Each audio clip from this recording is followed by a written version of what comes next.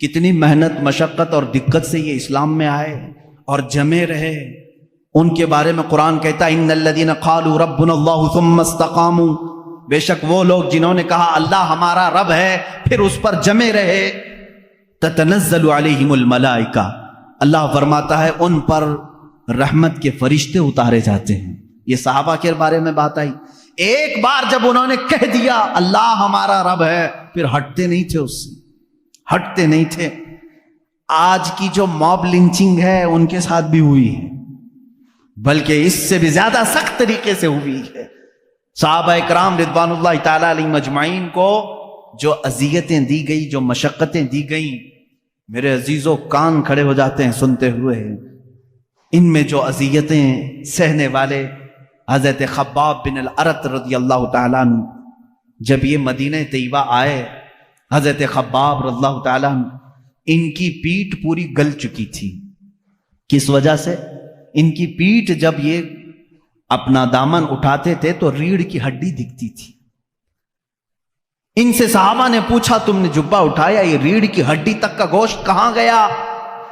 کہتے کہ جب میں ایمان لایا تھا مکہ میں، یہ کفار مکہ مجھے پکڑ کر کے انگار کے کوئلوں پر لٹاتے تھے اور پھر میرے سینے پر پیر رکھ کر کھڑے ہو جاتے تھے، نیچے سے کوئلے میری چربی سے پگھل جاتے تھے تو پھر ان انگاروں کو دھکایا جاتا تھا۔ حضرت عمر فاروق رضی اللہ تعالیٰ عنہ کی آنکھیں بھیگ گئیں، کہنے لگے اے خباب تم اور بلال دونوں نے یہ تکلیفیں اٹھائی ہیں۔ بلال حبشی کے ساتھ بھی یہی ہوتا تھا۔ حضرت خباب نے کہا بلال حبشی کو تو آزاد کرانے کے لیے ابو بکر صدیق آئے تھے، لیکن مجھے تو آزاد کرانے والا کوئی بھی نہیں تھا۔ حضرت خباب رضی اللہ تعالیٰ عنہ کو مسلسل 3 سال تک جلایا گیا ہے، 3 سال تک جلایا گیا ہے، پکڑے جاتے تھے، بار بار پکڑتے تھے، ان کو جلاتے تھے۔ حضرت بلال حبشی رضی اللہ تعالیٰ عنہ کا ایمان تو دیکھیں، ان کا آقا امیہ تھا صرف اس بات پر کہ یہ رسول کریم صلی اللہ علیہ وسلم پر ایمان لائے۔ اچھا جو سب سے پہلے 6 لوگ اسلام لائے، سب سے پہلے جو 6 لوگ اسلام لائے ان میں سے ایک نام حضرت بلال حبشی کا ہے، سٹارٹنگ بالکل، جس میں حضرت ابو بکر صدیق رضی اللہ تعالیٰ عنہ، حضرت علی کرم اللہ وجہہ الکریم، سیدہ خدیجہ الکبریٰ رضی اللہ تعالیٰ عنہ، حضرت زید رضی اللہ تعالیٰ عنہ، حضرت بلال حبشی رضی اللہ تعالیٰ عنہ، ان کے نام آتے ہیں۔ یہ وہ لوگ ہیں جو سب سے پہلے ایمان لانے والوں میں سے۔ حضرت بلال کو ان کا آقا پکڑتا تھا اور وہ کہتا تھا کیا میں تیرا رب نہیں ہوں؟ حضرت بلال کہتے تھے نا، ربنا اللہ، ہمارا رب تو اللہ ہے، تو رب ہو ہی نہیں سکتا۔ اس کے غلام تھے وہ، اس وقت غلامی کا دور تھا، آقا جو کہے غلام کو ماننا پڑتا تھا۔ وہ اپنے 2 بدماش بیٹوں کے ہاتھ میں دے دیتا تھا حضرت بلال رضی اللہ تعالیٰ عنہ کو، ایک بڑے ڈرم میں وہ ڈال کر کے دن بھر اس کا ڈھکنا بند کر کے رکھتے تھے، بڑے سے ڈرم میں ڈال کر کے اس کا ڈھکن بند کر کے رکھتے تھے، شام کو کھولتے تھے بغیر کھانا پانی دیے ہوئے، پھر ان کو مارتے تھے مسلسل۔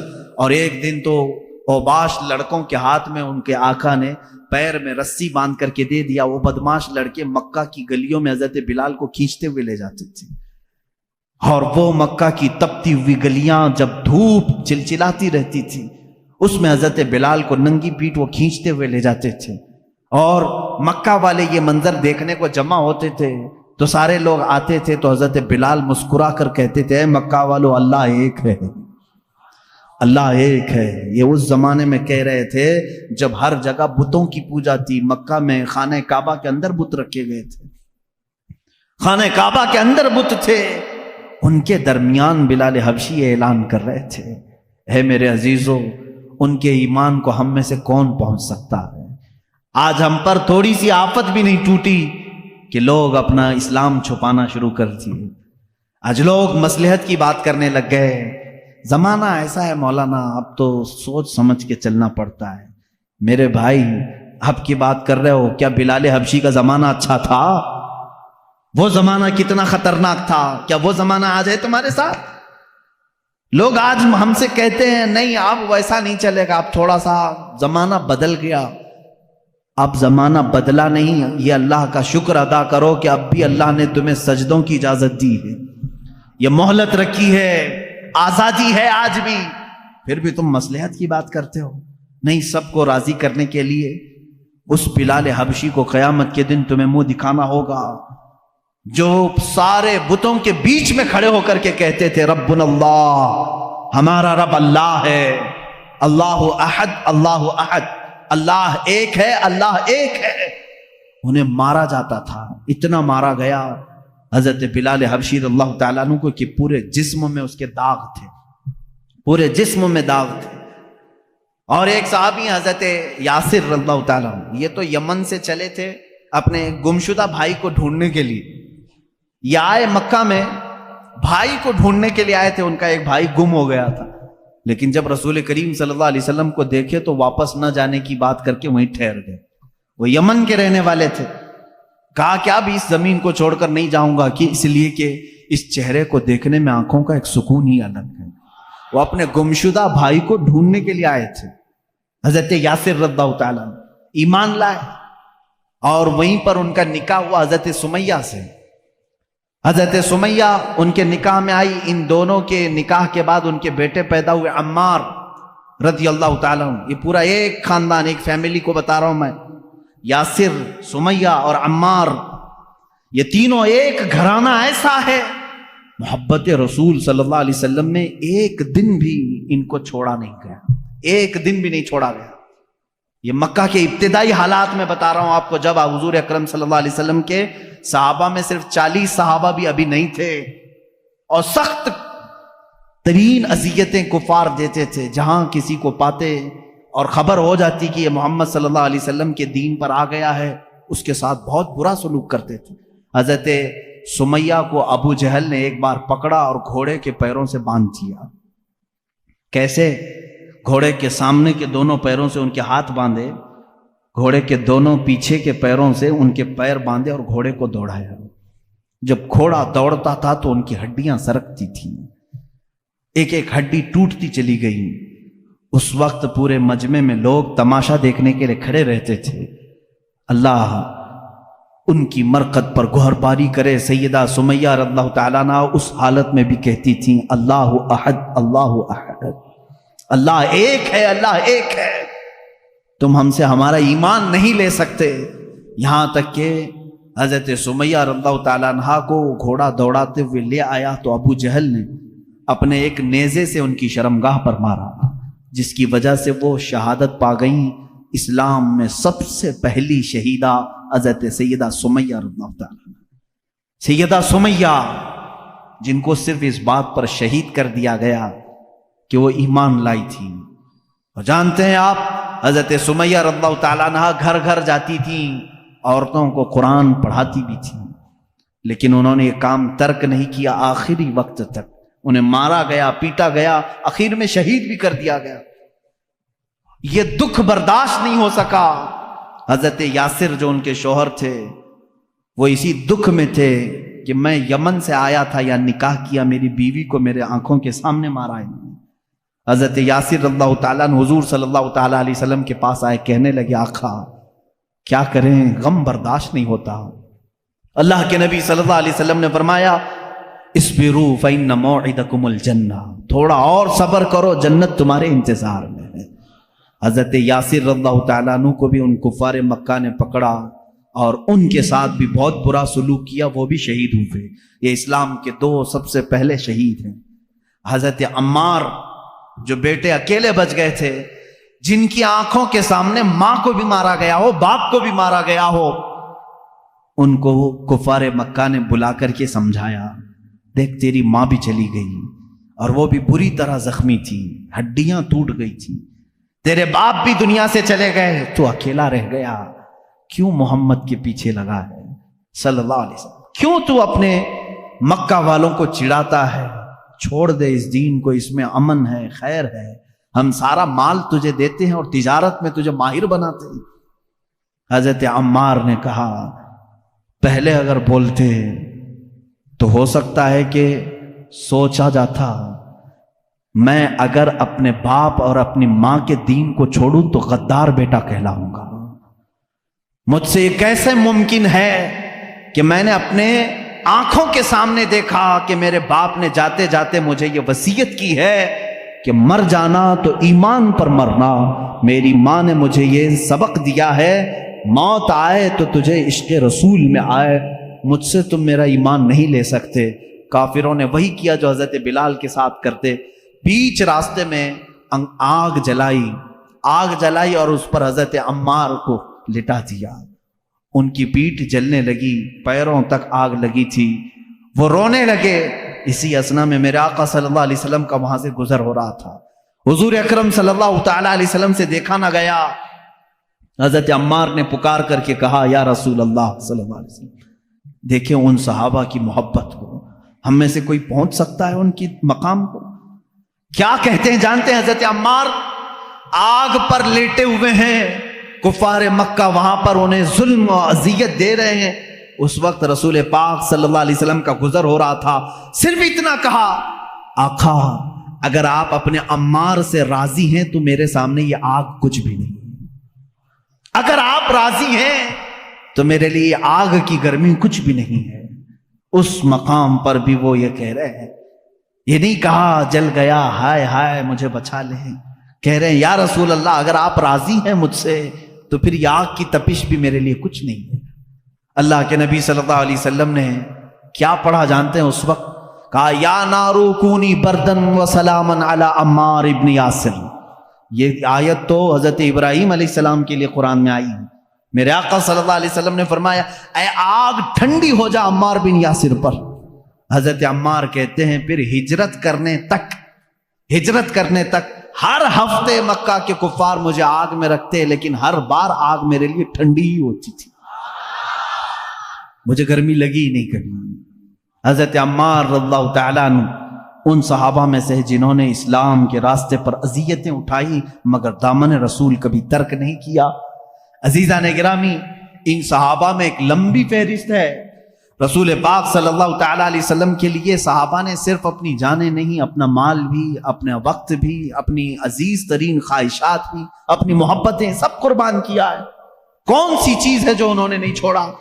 ایک صحابی حضرت ابو طلحہ انصاری رضی اللہ تعالیٰ عنہ، یہ وہ صحابی ہیں مدینہ طیبہ میں حضور اکرم صلی اللہ تعالیٰ علیہ وسلم ان کی بڑی تعریف فرماتے تھے۔ جنگ حنین میں جہاں بڑے بڑے مجاہدین کے پاؤں اکھڑ گئے تھے، جنگ حنین ایک سخت جنگ ہے جس میں مسلمانوں پر بہت سخت مسئلہ آ گیا تھا، پاؤں پیچھے ہٹانے کا معاملہ تک آ گیا تھا۔ اس وقت بھی حضرت ابو طلحہ رضی اللہ تعالیٰ عنہ ڈٹے رہے اور تنہا اپنے ایک ہاتھ سے 20 کافروں کو انہوں نے مارا تھا، 20 لوگوں کو مارا تھا۔ صحابی رسول ان کے پاس بڑی بڑی فضیلتیں تھے، میرے آقا صلی اللہ تعالیٰ علیہ وسلم ان سے محبت فرماتے۔ جب مدینے میں کوئی مہمان آتا تو کہتے ابو طلحہ کے گھر بھیجا کرو، کیونکہ حضرت ابو طلحہ مہمانوں کی ایسی ضیافت کرتے تھے، اللہ اکبر۔ حضور اکرم صلی اللہ تعالیٰ علیہ وسلم کے گھر ایک مہمان آئے، حضور نے فرمایا ابو طلحہ لے جاؤ۔ لے کر کے آئے، گھر آئے تو پتہ چلا بیوی نے کہا کھانا کچھ بھی نہیں ہے، ایک ہی آدمی کھا سکتا ہے، بچے بھی ہیں، آپ بھی ہیں، میں بھی ہوں، اور ایک مہمان کو آپ لے کر کے آئیں۔ حضرت ابو طلحہ نے کہا کوئی بات نہیں، بچوں کو سلا دو، بچوں کو تھپک کر سلا دو، کل ان کے لیے دیکھا جائے گا۔ اور رہی بات تیری اور میری، ہم رات کو صبر کر لیں گے، ہمارے کھانے میں سب سے پہلا حق مہمان رسول کا ہے۔ کون ہے جو اپنے گھر کی ایک کھانے کی مقدار کو آئے ہوئے مہمان کے لیے دے دے؟ اپنے بچوں کو سلا دیا، بیوی سے کہہ دیا، لیکن مہمان کو یہ بات معلوم ہونے نہ پائے کہ میرے گھر میں صرف ایک آدمی کا کھانا ہے۔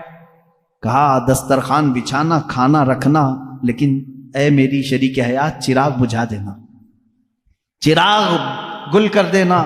ان کی بیوی نے دسترخوان پر کھانا رکھنے کے بعد چراغ بجھا دیا، چراغ بند ہو گیا، اندھیرا رہا۔ حضرت ابو طلحہ نے مہمان کے سامنے کھانے کی برتن آگے کی، کہا آپ کھاتے رہے، میں بھی کھا رہا ہوں۔ آپ نے صرف منہ چلایا اور مہمان کو پیٹ بھر کر کھانا کھلایا، یہاں تک کہ صبح ہوئی۔ جب رات مہمان نے ابو طلحہ کے گھر گزاری، صبح ہوئی، رسول کریم صلی اللہ تعالیٰ علیہ وسلم کے پاس آپ آئے۔ میرے آقا صلی اللہ تعالیٰ علیہ وسلم نے مسکرایا اور ان کا استقبال کیا۔ ابھی کچھ بات ہوئی نہیں، حضور اکرم صلی اللہ علیہ وسلم نے فرمایا ابو طلحہ جبرائیل آئے تھے، کل رات تمہارے گھر جو ہوا مجھے بتا کر گئے ہیں۔ کہ اللہ تبارک و تعالیٰ نے تمہارے لیے جنتی دسترخوان بچھایا ہے جو اپنے حبیب کے مہمان کو اپنے گھر میں ذرا وقت کے لیے شرمندہ ہونے نہیں دیتا، مولا اس ابو طلحہ کو کبھی زندگی میں شرمندہ نہیں کرے گا۔ یہ میرے آقا کی دعا تھی۔ اس ابو طلحہ رضی اللہ تعالیٰ عنہ کی بات میں کروں، مدینہ طیبہ کے قریب میں ان کا ایک باغیچہ تھا۔ یہ ایک دو صحابہ نہیں جو باغیچے رکھتے تھے، بڑے بڑے رئیس صحابہ بھی ہیں، اس میں سے حضرت ابو طلحہ انصاری رضی اللہ تعالیٰ۔ ان کے باغیچے کی خصوصیت یہ تھی کہ انہوں نے الگ الگ قسم کے درخت لگائے تھے، ورنہ مدینے میں سب کھجور کے درختوں والے باغیچے، ان کے باغیچے میں رنگ برنگے پھول بھی ہوتے تھے۔ ایک دن نماز پڑھ رہے تھے اپنے باغیچے میں، ایک پرندہ آیا اور بیٹھا، بڑا باغیچہ تھا اور ان کے باغیچے کو لوگ دیکھنے کے لیے آتے تھے، ابو طلحہ رضی اللہ تعالیٰ عنہ کے۔ ایک پرندہ آیا نماز پڑھنے کے وقت، اور وہ بڑا خوبصورت پرندہ تھا، اس کی آواز بھی میٹھی تھی۔ وہ ایک ڈالی سے دوسری ڈالی، دوسری ڈالی سے تیسری ڈالی، اس طرح سے اچھل کود کر رہا تھا۔ آپ کو وہ بڑا اچھا لگا، آپ نماز کی حالت میں ہی اس کی طرف متوجہ ہو گئے۔ ہوتا ہے تھوڑی سی آواز آئے سب کی گردن پھر جاتی ہے، انسانی فطرت کا تقاضا ہے۔ حضرت ابو طلحہ رضی اللہ تعالیٰ عنہ اس پرندے کی آواز کی طرف متوجہ ہو گئے، یہاں تک کہ ظہر کی نماز تھی غالباً، اس کی آواز میں ایسا متوجہ ہو گئے کہ بھول گئے کتنی رکعت ہوئی تھی، 2 پڑھے تھے کہ 3 پڑھے تھے۔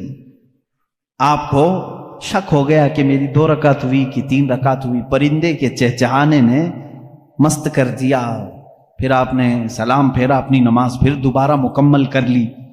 دوڑتے ہوئے میرے آقا صلی اللہ علیہ وسلم کے پاس آئے، کہا یا رسول اللہ صلی اللہ علیہ وسلم، آپ کی بارگاہ میں خبر دینے آیا ہوں، آپ کو معلوم ہے میرا سب سے حسین باغیچہ ہے مدینے کے گرد و نواح میں؟ کہا ہاں معلوم ہے۔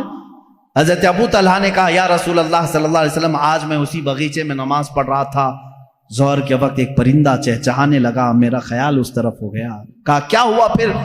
کہا اس کی طرف اتنا متوجہ ہو گیا کہ میں نماز میں اپنی رکعت بھول گیا، لیکن یا رسول اللہ صلی اللہ علیہ وسلم بعد میں نے اپنی نماز کو درست کر لیا، لیکن آپ کی بارگاہ میں آج اس لیے آیا ہوں آپ گواہ ہو جائیں، اس پورے باغیچے کو میں نے صدقہ کر دیا۔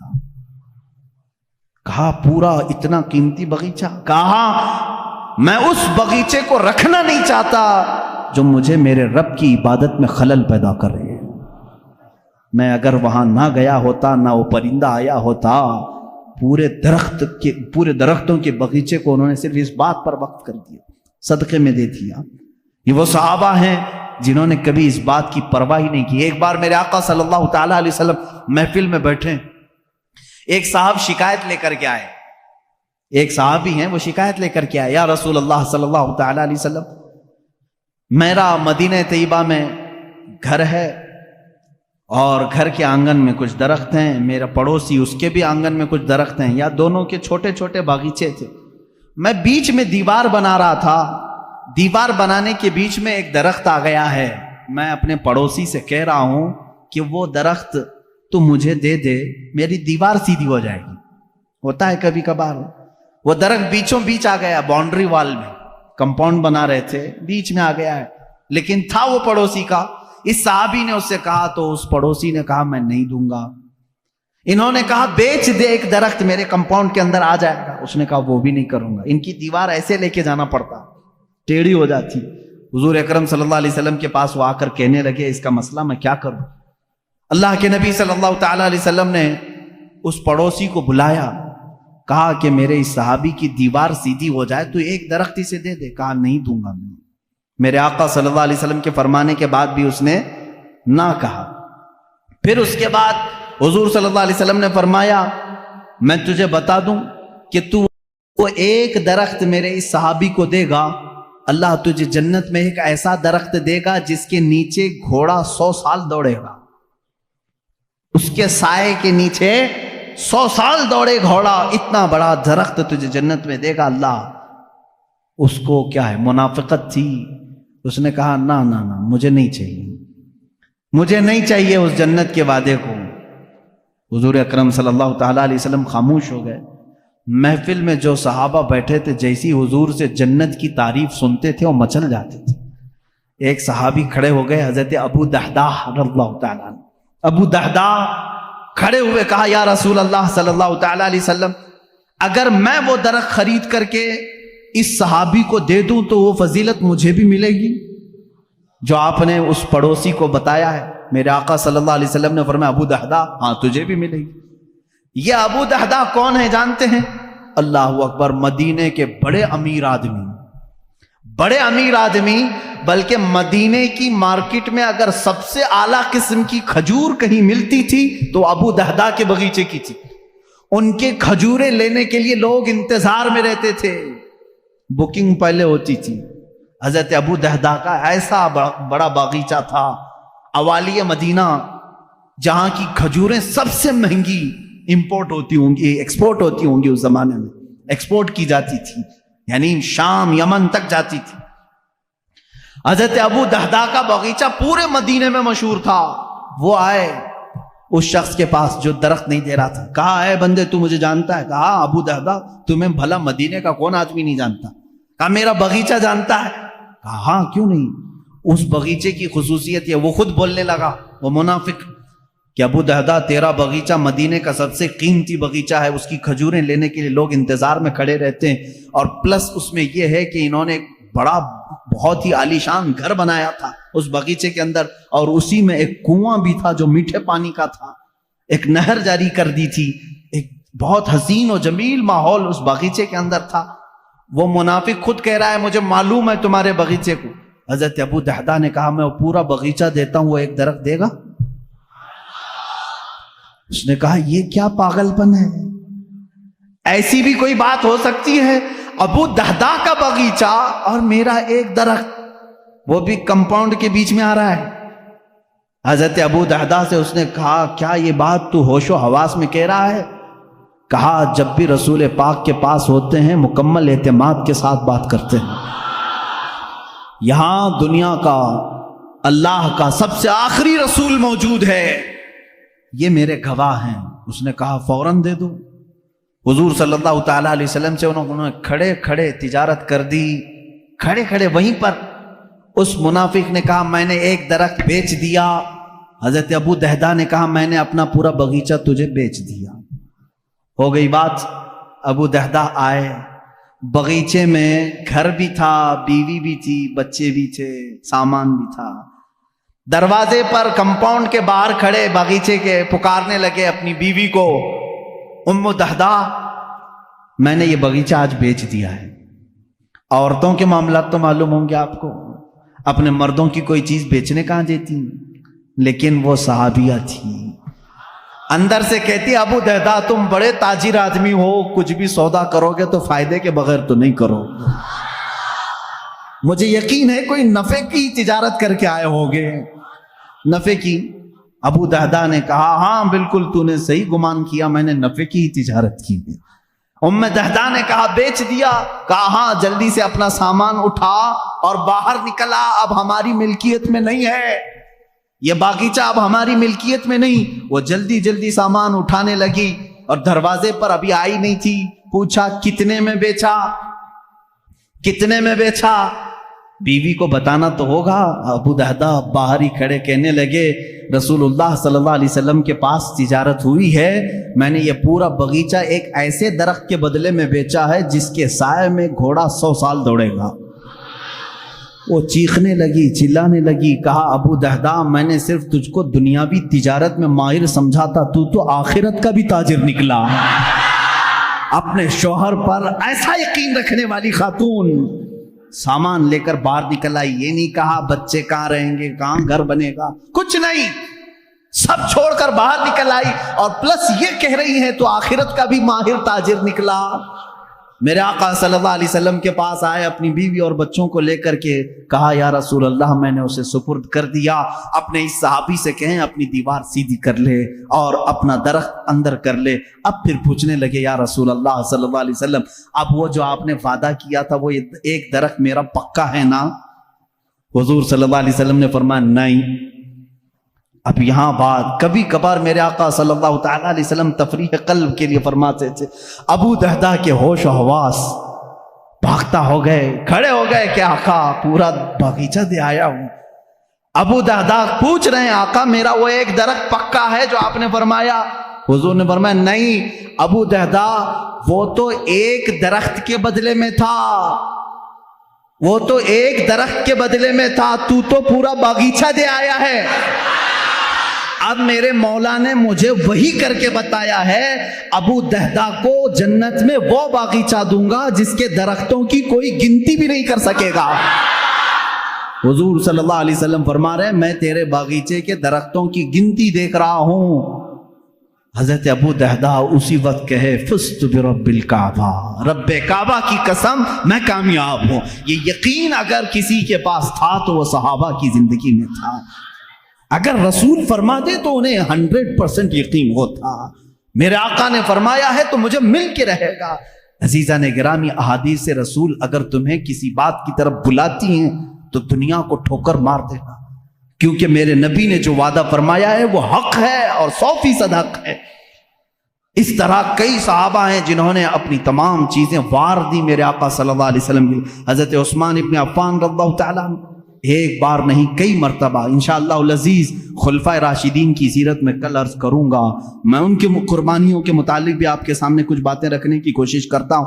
یہاں وہ صحابہ حضرت صہیب رومی رضی اللہ تعالیٰ روم سے چل کر مکہ میں آئے تھے، شروع میں آئے تھے تو غلام بن کر کے آئے تھے، پھر آزاد ہوئے، پھر تجارت کرنے لگے، اتنا کمائے کہ مکہ میں ایک بڑے امیر بن گئے، جائیداد خریدا، پراپرٹی بنائی، مالدار ہو گئے اور ایمان لے آئے۔ رسول کریم صلی اللہ علیہ وسلم جب ہجرت کر کے مدینے چلے گئے، حضرت صہیب مکہ میں ہی رہ گئے۔ انہوں نے یہ طے کیا کہ نہیں، مجھے بھی اب مکہ چھوڑ کر اس جلوہ جہاں آرا کو دیکھنے کے لیے نکلنا ہے۔ جب وہ جانے لگے تو مکہ والوں نے گھیر دیا، کہا کہ اے صہیب تو جب آیا تھا تو تیرے پاس کچھ بھی نہیں تھا، تو نے سب کچھ مکہ سے کمایا ہے، تو ہمارا مال ہم تو لے جانے نہیں دیں گے۔ انہوں نے آدھی جائیداد لکھ کر کے دے دی مکہ والوں کو، مفت میں میری آدھی جائیداد لے لو اور مجھے جانے دے دو۔ آدھی جائیداد انہوں نے لے لی اور اس کے بعد حضرت صہیب رومی رضی اللہ تعالیٰ عنہ نکلنے لگے، گنڈے مکہ کے پھر بیچ راستے میں آئے، پکڑ لیے، ان کو مارنا شروع کیا، ان کو جگہ جگہ سے مارا کہ ناک ان کی پھٹ گئی۔ ان کی آدھی جائیداد ابھی مکہ میں باقی تھی۔ حضرت صہیب رومی رضی اللہ تعالیٰ عنہ نے یہاں تک کہ وہ اپنی باقی آدھی جائیداد بھی جو کئی سالوں میں انہوں نے کمائی تھی، مکہ والوں سے کہا کہ یہ بھی میں نے دے دیا، اس پر میرا کوئی حق نہیں، بس مجھے قدم رسول میں بیٹھنا مل جائے۔ اتنا ہی نہیں، مکہ والوں نے ان کے جسم پر موجود کپڑے بھی اتار دیے، کپڑے پھاڑ دیے، اور وہ صرف 2 چادروں میں مدینہ طیبہ تشریف لائے۔ میرے آقا صلی اللہ تعالیٰ علیہ وسلم کی بارگاہ میں رہے، اصحاب صفہ کے ساتھ بیٹھتے رہے، اور میرے آقا صلی اللہ تعالیٰ علیہ وسلم کی بارگاہ میں جو کچھ بھی آتا تھا وہ حضور ان صحابہ پر صدقہ کرتے، اسی پر گزر بسر ہوتا تھا۔ حضرت صہیب رومی رضی اللہ تعالیٰ عنہ زندگی بھر کبھی واپس مکہ کی وہ جائیداد لینے کے لیے نہیں گئے کہ میری کروڑوں کی جائیداد تھی میں واپس جا کر کے لے لوں، ناحق انہوں نے میری جائیدادوں پر قبضہ کیا ہے، نہیں گئے۔ عزیزان گرامی، اس طرح سے حضرت عبداللہ ذوالبجادین رضی اللہ تعالیٰ عنہ، ایک صحابی عبداللہ ذوالبجادین، ان کے ساتھ بھی یہی ہوا۔ یہ نوجوان تھے، حسین و جمیل تھے، اور جب یہ نکلنے لگے تو ان کے ساتھ بھی ایسا ہی ہوا کہ ان کو ان کے ماں باپ نے، ان کے گھر والوں نے اتنا مارا، ان کے جسم سے کپڑے نکال دیے، اور یہ میرے آقا صلی اللہ تعالیٰ علیہ وسلم کی بارگاہ میں پہنچے۔ اللہ کے نبی صلی اللہ تعالیٰ علیہ وسلم نے اپنی چادر عنایت کی اور اسی میں وہ زندگی گزارتے رہے۔ حضرت عبداللہ ذوالبجادین، بجاد کہتے ہیں چادر کو، 2 چادریں پہن کر کے وہ پوری زندگی گزارتے رہے، پوری زندگی بھر، یہاں تک کہ مقام تبوک آیا۔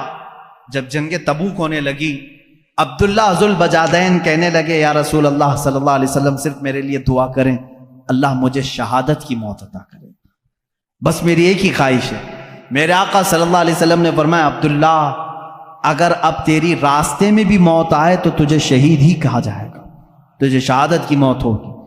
ہوا ایسی ہی، تبوک کے راستے میں جب گئے ان کو تیز بخار آیا، حضرت عبداللہ ذوالبجادین کو۔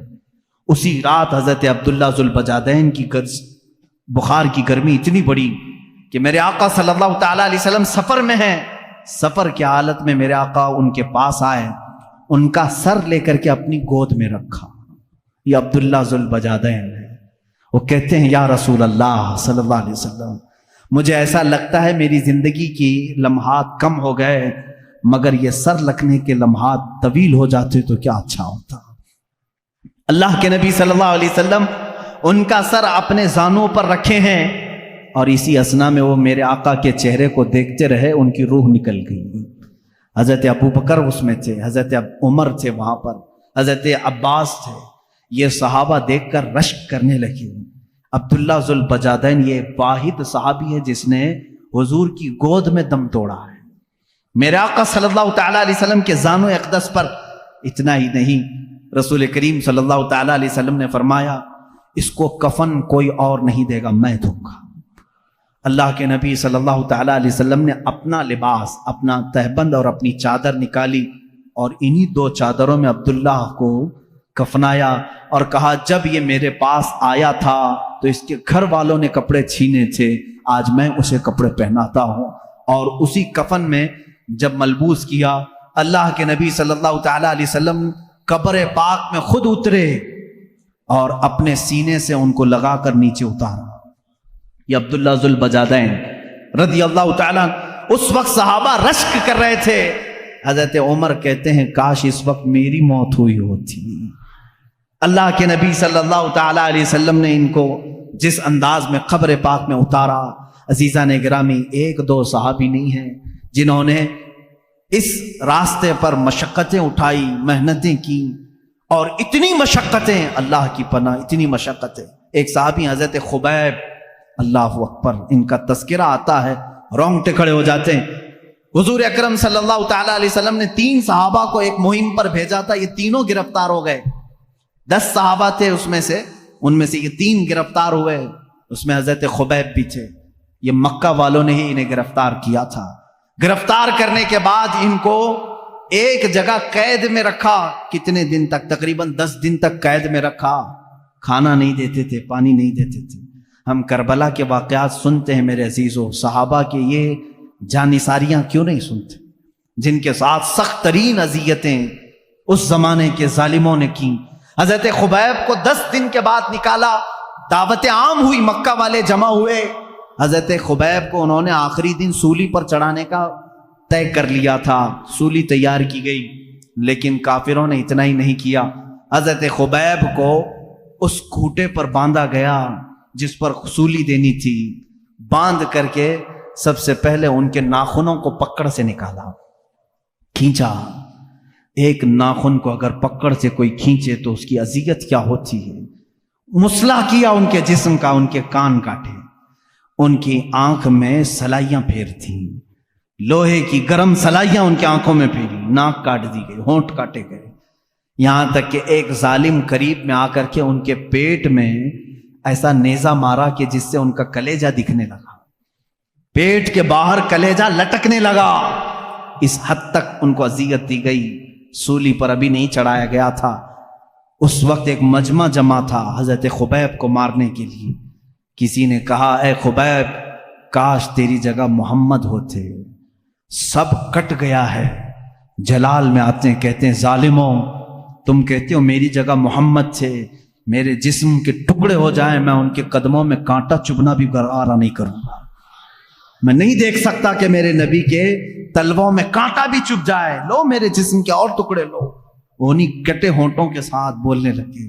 ایک عورت آئی، کہا مکہ والوں، ہمارا نظام تو ہے کسی کو قتل کرتے ہیں تو آخری خواہش پوچھتے ہیں، جب کسی کو پھانسی دیتے ہیں تو اس کی آخری خواہش پوچھتے ہیں. اس نیم کو، اس روایت کو مت توڑو، اگرچہ یہ دین چھوڑے ہوئے لوگ ہیں، ان کی بھی آخری خواہش پوچھ لو. لوگوں نے کہا کیا ہے تمہاری آخری خواہش؟ حضرت خبیب کہتے ہیں میری رسیاں کھول دو، 2 رکعت نماز پڑھنا چاہتا ہوں. یہ وہ صحابہ ہیں، کہتے ہیں رسیاں کھول دو، میں 2 رکعت نماز ادا کرنا چاہتا ہوں. کھول دیا گیا. اسی حالت میں وہ نماز ادا کی. سب جسم کے ٹکڑے ان کی کر دیے جا چکے تھے. جلدی سے سلام پھیر لیا. بہت مختصر نماز پڑھی. پھر جب سولی پر چڑھائے جانے لگے تو کسی نے کہا خبیب، تم چاہتے تو لمبے سجدے کر لیتے، چاہتے تو بڑی نماز پڑھتے، کیونکہ تمہاری آخری خواہش ہے، مکہ والوں کا نیم ہے اس کو پورا کرتے ہیں۔ حضرت خبیب نے کہا اے ظالموں، میں نے اس لیے جلدی نماز پڑھی کہیں تم یہ نہ سوچ لو کہ موت کے ڈر سے نماز لمبی کیا ہے۔ موت کے ڈر سے میں نے نماز لمبی نہیں کی، مجھے تو شہادت کا شوق ہے، میں جلد سے جلد جام شہادت پینا چاہتا ہوں۔ حضرت خبیب کو سولی پر چڑھایا کافروں نے۔ کیا ہم میں سے کسی کے ساتھ یہ مظالم ہوئے ہیں آج؟ میں نوجوانوں سے پوچھتا ہوں کہ آج کون سی چیز ہے جو تمہیں نماز سے روکی ہوئی ہے؟ کیا کبھی کسی نے تمہارا کلیجہ نکال کر باہر رکھا؟ کیا کبھی تمہارا کسی نے کان کاٹا، کسی نے ہونٹ کاٹے، کسی نے تمہاری آنکھوں میں سلائیاں پھیری؟ تم تو گرم بستروں پر سو کر کے نماز چھوڑتے ہو، مؤذن صدائیں دیتا رہتا ہے، باوجود تمہیں آواز آنے کے تم مسجد کی طرف آنا نہیں چاہتے۔ آج لوگوں کی سستی اور کاہلی یہاں تک لے آئی ہے، میرا مولا دن میں تمہیں 10 مرتبہ یہ آواز دیتا ہے حی علی الفلاح، کامیابی کی طرف آ جاؤ۔ تم میں سے کوئی اس کی طرف کان نہیں دھرنا چاہتا۔ یاد رکھنا قیامت کے دن یہ سب صحابہ بھی میرے نبی کی فہرست، میرے نبی کے جماعت میں ہوں گے، اور اس وقت ہم کیا چہرہ لے کر کے ان کے سامنے کھڑے رہیں گے؟ اگر ہم سے سوال ہو، ہم سولی پر چڑھ کر کے بھی نماز نہیں چھوڑنا چاہتے، ہماری آخری خواہش پوچھی جاتی تو ہم سجدہ پسند کرتے۔ اے بندے، تجھے کیا ہوا تھا؟ تجھے اللہ نے اچھی صحت بھی دی تھی، تجھے طاقت بھی دی تھی، دولت بھی دی تھی، اور آزادی بھی دیا تھا۔ یہاں تمہارے سروں پر تلواریں نہیں ناچ رہی ہیں کہ تمہیں نماز سے روکا گیا ہو، اس کے باوجود تم خوشی خوشی نماز چھوڑتے تھے، تم چاہ کر کے نماز چھوڑتے تھے۔ ان صحابہ کو جواب دینے کے لیے کسی کے پاس آج ہمارے پاس ہے تیاری؟ اگر نہیں ہے تو میرے عزیزوں نمازوں کی طرف توجہ کرو۔ یہ وہ صحابہ ہیں رضوان اللہ تعالی علیہ مجمعین جن کے واقعات پڑھتے پڑھتے ہمارے جسم کے رونگٹے کھڑے ہو جاتے ہیں، ہمارے جسم کی کپ کپی چھوٹ جاتی ہے۔ انہوں نے کسی موقع پر بھی دین کو نہیں بیچا۔ ایک جوان صحابی عبداللہ بن حذافہ سہمی رضی اللہ تعالیٰ، یہ رومی لشکر میں ایک بار جنگ میں گئے تھے، روم، ملک روم، وہاں کے سپاہیوں نے ان کو قید کر دیا اور عیسائی بادشاہ کے پاس لے کر آ گئے۔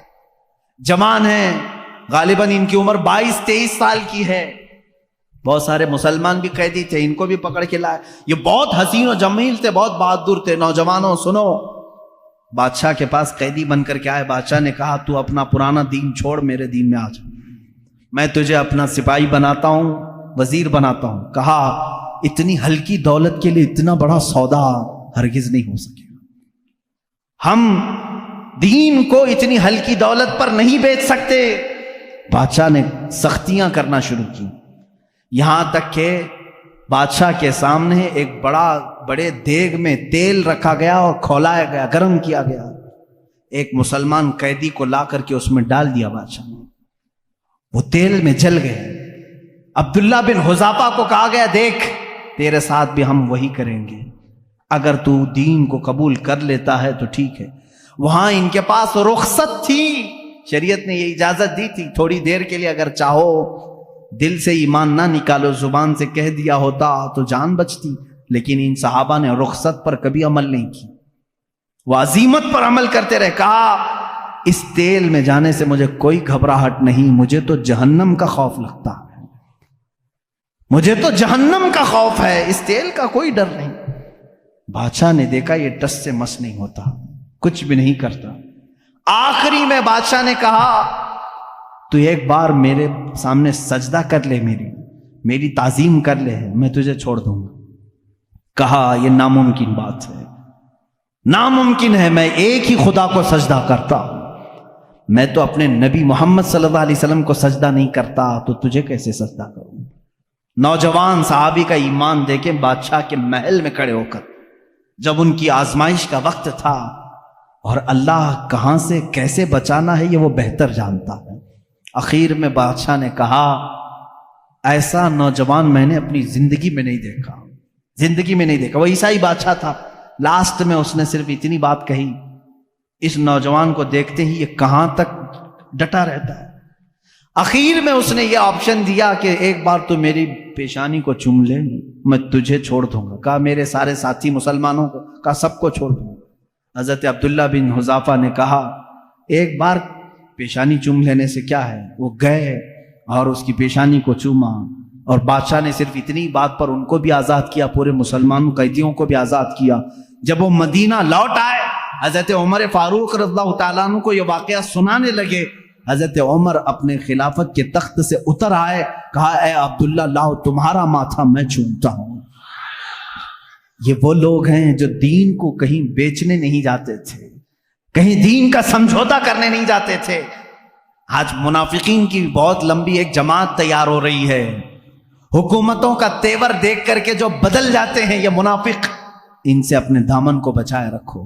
جنہوں نے ہماری مسجدیں بیچ دی، جنہوں نے ہمارے عبادت گاہیں بیچ دی چند سکوں پر، چند ٹکوں پر، یہ وہ لوگ ہیں جو آخرت کا سودا کر چکے ہیں دنیا کے بدلے. میرے عزیزوں، صرف نام مسلمان رکھ لینا کافی نہیں ہے. مسلمان وہ ہے جو اپنا سب کچھ اللہ اور اس کے رسول کے لیے بیچ دیتا ہے، اپنی جان تک وہ قربان کرتا ہے. صحابہ کی باتیں آج مجھے کہنا اس لیے بھی ضروری تھا کہ اگر ہم ان کے تذکرے نہ سنائیں تو کیا پہاڑی چوہوں کے واقعات سناؤں آپ کے سامنے، بھیڑ بکریوں کے واقعات سناؤں، لومڑی کتے کے واقعات سناؤں جو آج بہت سارے سیلیبس کی کتابوں میں بھرے ہوئے ہیں. اپنے بچوں کو اگر واقعات سناؤ تو بلال حبشی کے سناؤ کہ یہ کبھی نہ ڈرے. اگر اپنے بچوں کو سناؤ واقعات تو حضرت خبیب کے واقعات سناؤ، حضرت سلمان فارسی رضی اللہ تعالیٰ عنہ کے سناؤ کہ جنہوں نے پوری زندگی تلاش رسول میں ختم کر دی تھی. جانتے ہیں یہ 3 بار بکے ہیں. حضرت سلمان فارسی پہلے مجوسی باپ کے بیٹے تھے، آگ کی پوجا کرتا تھا ان کا باپ. وہ عیسائیوں کو دیکھ کر کے ان کو اچھا لگا، عیسائی بن گئے. ملک شام میں عیسائی بن کر رہے، پوری تعلیم حاصل کی، لیکن وہ اچھے عیسائیوں کے شاگرد تھے، ایمان والے. ہر عیسائی ان سے کہتا تھا اے سلمان، وہ آخری رسول کے آنے کا وقت قریب ہے، اگر تیری زندگی میں آ جائے تو ان پر ایمان لانا. حضرت سلمان فارسی اس انتظار میں سالوں گزار گئے. ملک شام کے کئی علاقوں میں، پھر عراق میں رہے. پھر اس کے بعد عرب سے ایک قافلہ آیا تھا تجارت کا. ان سے پوچھے عرب میں کوئی ایسی زمین ہے جہاں جھنڈ کے جھنڈ کھجوروں کے درخت ہیں؟ اس نے کہا ہاں یہ یثرب ہے. حضرت سلمان نے کہا کیا تم مجھے وہاں لے جا سکتے ہو؟ اس لیے کہ میں نے اپنی کتابوں میں پڑھا ہے آخری رسول اسی زمین میں آنے والا ہے. وہ لے کر کے آیا عرب، لیکن یہاں لا کر کے ایک یہودی کے ہاتھ میں بیچ دیا. آزاد آدمی کو لا کر بیچ دیا. مدینے کا ایک یہودی وہ غلام بنا کر کے رکھا، یہاں تک کہ رسول کریم صلی اللہ تعالیٰ علیہ وسلم کے آنے کی جس وقت خبر ہوئی مدینے میں، حضرت سلمان فارسی درخت کے اوپر بیٹھے ہوئے تھے کھجور کی، اور کھجور کا درخت کافی لمبا ہوتا ہے، کھجوروں کی صفائی کر رہے تھے. ان کا آقا اور اس کا بھتیجا دونوں نیچے بات کر رہے تھے. ارے سنا ہے مدینے میں محمد صلی اللہ علیہ وسلم آئے ہیں جو یہ کہتے ہیں میں اللہ کا آخری رسول ہوں. وہ دونوں بات کر رہے تھے. اتنا سن کر کے وہ وہیں سے اچھل کر آ گئے، نیچے آ گئے. کیا کہا تم نے؟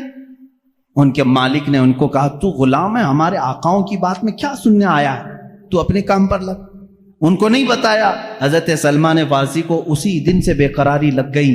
حضور اکرم صلی اللہ تعالیٰ علیہ وسلم جب مدینے میں آئے، یہ تو تورات اور انجیل پڑھے ہوئے تھے. حضرت سلمان ان کو علامتیں بھی معلوم تھی، آخری رسول کی علامتیں کیا ہے. آئے مدینہ طیبہ میں حضور صلی اللہ تعالیٰ علیہ وسلم کو. اب دیکھیں ان کے پاس 3 علامتیں تھی، وہ ڈھونڈنے کے لیے آئے. پہلے ابھی ایمان لائے نہیں تھے. ایک دن کھجوریں لے کر کے آئے، حضور سے کہا یہ صدقے کی کھجوریں لے لیں. حضور نے لیا اور سب کو بانٹ دیا، ایک بھی نہیں کھایا. حضرت سلمان نے مسکرایا، انجیل میں لکھا ہے وہ رسول صدقہ کبھی نہیں کھائے. دوسرے دن کھجوریں لے کر کے گئے اور کہا یا رسول، یہ حضور صلی اللہ علیہ وسلم کے پاس کہ یہ ہدیہ ہے آپ لیں. حضور نے وہ بھی کھایا بھی اور سب کو بانٹا بھی. سلمان فارسی کہتے ہیں یہ بھی کتابوں میں لکھا ہے وہ آخری رسول ہدیہ قبول کرتے ہیں اور صدقہ قبول نہیں کرتے. تیسرے دن ایک اور علامت انہیں دیکھنی تھی. حضور صلی اللہ تعالیٰ علیہ وسلم کے جسم اقدس پر ایک چادر تھی، تہبند تھی، ایک جنازے میں شریک تھے حضور.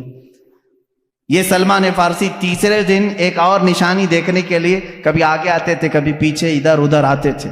جنازے سے جب فارغ ہوئے، وہ جس نشانی کو ڈھونڈنے آئے تھے حضور صلی اللہ تعالیٰ علیہ وسلم نے خود ان کو بتایا، اے سلمان 2 دن تو نے دیکھ لیا، تیسرے دن جو دیکھنے آئے ہو یہ عالم الغیب رسول تھے. تیسرے دن جو تم دیکھنے آئے ہو اپنی چادر ہٹائی، اپنے کندھوں سے چادر ہٹائی. میرے آقا صلی اللہ تعالی علیہ وسلم کے دونوں کندھوں کے بیچ میں مہر نبوت تھی. ایک مہر نبوت انڈے کی شکل کی، اتنی تیز روشنی اس میں سے ہوتی تھی کہ لوگ دیکھنے والے دیکھتے رہ جاتے. وہ خاتم النبیین کی مہر تھی. حضرت سلمان نے کتاب میں وہ بھی پڑھا تھا کہ وہ آخری رسول کے دونوں شانوں کے بیچ میں مہر ہوگی ختم نبوت کی. حضور صلی اللہ علیہ وسلم نے چادر ہٹائی اور کہا اے سلمان تم یہی دیکھنے کے لیے آئے تھے؟ حضرت سلمان فارسی نے کہا ہاں میں تو ایک دیکھنے کے لیے آیا تھا، آپ نے دو دکھائے ہیں. کہا کیا؟ کہا میں تو صرف ختم نبوت دیکھنے آیا تھا اور آپ نے اپنا علم غیب بھی بتایا ہے. کلمہ طیبہ پڑھا، اسلام میں داخل ہوئے. صحابہ اکرام اپنی زندگی پوری تلاش میں رہے ہیں اور اس مہتاب رسالت کو اور آفتاب نبوت کو ذرہ برابر کھونا نہیں چاہتے تھے. کسی حالت میں وہ حضور صلی اللہ علیہ وسلم کی محبت کو کسی کے ہاتھ بیچنا نہیں چاہتے تھے. حضرت سعد رضی اللہ تعالیٰ عنہ جنگ خندق میں گئے ہیں زرہ پہن کر کے. زرہ لوہے کا لباس ہوتا تھا اور اتنا لباس کہ اس سے جسم پر آنے والے تیر نہ لگیں. حضرت سعد لیکن ان کا زرہ کا لباس چھوٹا پڑ گیا، ہاتھ کھلے رہ گئے. ایک ظالم نے دیکھا حضرت سعد رضی اللہ تعالیٰ عنہ کے سیدھے ہاتھ پر ہی وار کر دیا. ہاتھ سے ان کی موٹی رگ کٹ گئی اور اس سے خون بہنے لگا. اتنا خون کہ وہ پکڑ کر کے حضور کے پاس آئے تو میرے آقا صلی اللہ علیہ وسلم کے چہرے پر بھی خون، جسم اقدس پر خون حضرت سعد کے. اور ظالموں نے ان کے اوپر نیزے چلائے تھے ہاتھوں پر. جو حصہ ان کا زرہ سے کھلا ہوا تھا وہ سب مارا گیا تھا. حضرت سعد رضی اللہ تعالیٰ عنہ کس لیے آئے تھے معلوم؟ میدان سے چھوڑ کر کے. یہ وہ صحابی ہیں میں آپ کو بتاؤں، حضور صلی اللہ تعالیٰ علیہ وسلم پر اس وقت ایمان لائے تھے جب میرے آقا ابھی مکہ میں ہی تھے. یہ مدینے کے ہیں رہنے والے. حضرت سعد مکہ میں حضور اکرم صلی اللہ علیہ وسلم پر 2 سال ایسے بھی آئے کہ پورے مکہ والوں نے حضور کا بائیکاٹ کیا تھا، آپ کے پورے خاندان کا، کہ ان سے کوئی بات چیت نہیں کرے گا، لین دین نہیں کرے گا، کھانا پانی ان کے ساتھ، رشتہ داری کچھ نہیں کریں گے. سوشل بائیکاٹ کیا گیا تھا. یہ 2 سال تک چلا تھا اور یہ 2 سال میرے آقا صلی اللہ علیہ وسلم کے گھر والوں پر اتنے سخت تھے. خود میرے آقا صلی اللہ علیہ وسلم نے فرمایا کئی دن ایسے آئے کہ چمڑے ہم نے گرم پانی میں بھگو کر کے کھائے، درختوں کے پتے اس دوران کھائے، کھانے کی کوئی چیز نہیں رہ جاتی تھی مکہ میں 2 سال تک. پھر مکہ والوں کو ہی رحم آ گیا، پھر انہوں نے یہ بائیکاٹ ہٹا لیا تھا. ان 2 سالوں میں حضرت سعد جو مدینے میں تھے، مالدار بھی تھے، ان 2 سالوں میں حضرت سعد نے بھی چمڑے کھائے اور پتے کھائے. آپ سے کہا جاتا کیوں یہ کھاتے ہو؟ کہتے کہ محمد عربی صلی اللہ تعالی علیہ وسلم محصور ہیں، ان کا محاصرہ کیے، بائیکاٹ کیے گئے ہیں. جب ان کے ہاں کوئی نرم غذا نہیں پہنچتی تو کیا مجال ہے سعد اپنے حلق میں کوئی نرم غذا گزارے؟ یہ وہ صحابی تھے جب جنگ خندق کے موقع پر ان کی رگ کاٹی گئی تو دوڑ کر کے حضور کے پاس آئے. کہا یا رسول اللہ صلی اللہ علیہ وسلم میری زندگی کا صرف ایک ہی مقصد تھا، قریش آپ کا جو خاندان ہے، قریش خاندان جتنی تکلیفیں آپ کو دیے ہیں میں نے طے کر لیا تھا ہر ایک سے چن چن کے میں بدلہ لوں گا، مقابلہ کروں گا. یا رسول اللہ میں صرف یہ چاہتا ہوں اگر اب اس کے بعد بھی جنگیں ہونے باقی ہیں، جنگ خندق کے بعد قریش سے اور بھی جنگیں ہونا باقی ہے، تو صرف اتنی دعا کر دیں کہ میری زندگی اور طویل ہو جائے تاکہ میں آپ کے ان دشمنوں کا مقابلہ کروں. اور یا رسول اللہ صلی اللہ علیہ وسلم اگر اس کے بعد قریش سے کوئی جنگ ہونا باقی نہیں ہے تو زخم اتنے ہو چکے ہیں، میرے آقا میری شہادت کی دعا کرتے. اتنی دعا کے لیے لوٹ آئے اور خون پورا حضور صلی اللہ علیہ وسلم کی جسم ناز پر تھا. حضور اکرم صلی اللہ تعالی علیہ وسلم کو اس جنگ سے لوٹنے کے وقت جانتے ہیں جبرائیل امین آئے بیچ راستے میں، کہتے ہیں یا رسول اللہ صلی اللہ علیہ وسلم رب تعالیٰ کا حکم ہے کہ یہیں سے آپ دوسرے جہاد کے لیے نکل پڑیں. جہاد میرے عزیزوں کوئی میدان کا کھیل نہیں ہے کہ تھوڑی ادھر ادھر کبڈی کھیلی اور پسینہ بہہ گیا. یہ جان ہتھیلی پر لے کر دشمنوں کے سامنے کھڑے رہتے، نہ جانے کب ہماری گردن کندھوں سے الگ ہو جائے. ان میدانوں میں یہ شہسوار بغیر کسی خوف کے جاتے تھے. نکلے ہیں ایک جہاد سے جس میں سخت ترین صحابہ زخمی بھی ہیں. بیچ راستے میں جبرائیل امین نے جب یہ پیغام پہنچایا، حضور اکرم صلی اللہ تعالی علیہ وسلم نے کہا اے جبرائیل ابھی ایک جہاد سے نکلے، مدینے پہنچے بھی نہیں، گھروں کو گئے بھی نہیں، یہ اگر اپنے زخموں کو ٹھیک کر لیتے بعد میں چلتے. جبرائیل امین نے کہا یا رسول اللہ صلی اللہ علیہ وسلم اللہ کی مرضی یہ ہے کہ یہیں سے آپ چلیں. میرا مولا بھی ان صحابہ اکرام کے ایمان کو اس طرح امتحانات سے گزارا ہے. اللہ کے رسول صلی اللہ علیہ وسلم نے فرمایا میں اپنے صحابہ سے پوچھ لوں. ظاہر سی بات ہے جہاد میں چلنے والے یہ صحابہ ہیں. آج ہمارے ساتھ کون کھڑا رہتا ہے کون نہیں کھڑا ہوتا یہ وقت بتاتا ہے.